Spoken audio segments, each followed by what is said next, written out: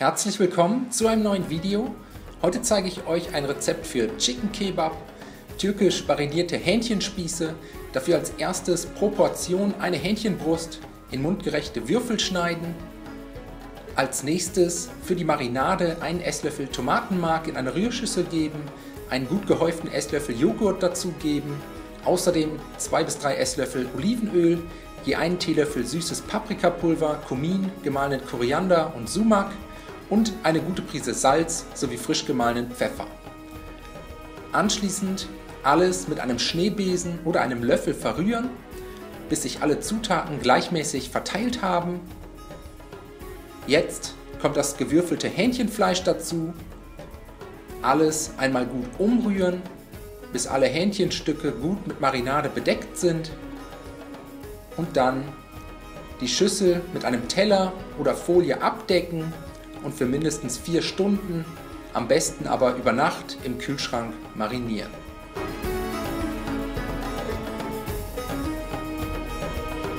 Als Beilage zu den Spießen gibt es einen schnellen Salat, dafür als erstes 3 bis 4 Tomaten grob in Würfel schneiden.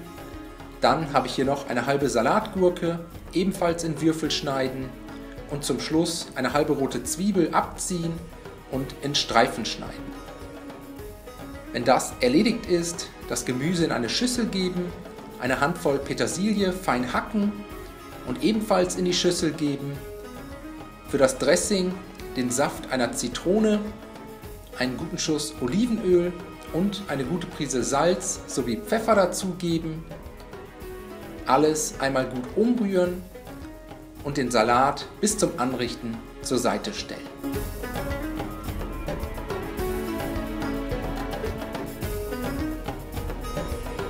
Nach circa 4 Stunden das Hähnchenfleisch wieder aus dem Kühlschrank holen, das Fleisch nach und nach auf 4 Metallspieße stecken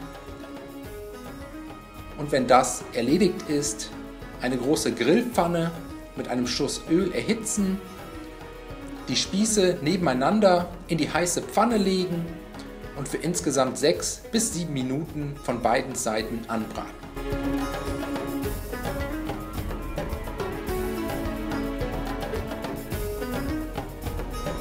Die Spieße nach der Hälfte der Garzeit einmal wenden, von der anderen Seite zu Ende braten und danach können wir auch schon servieren.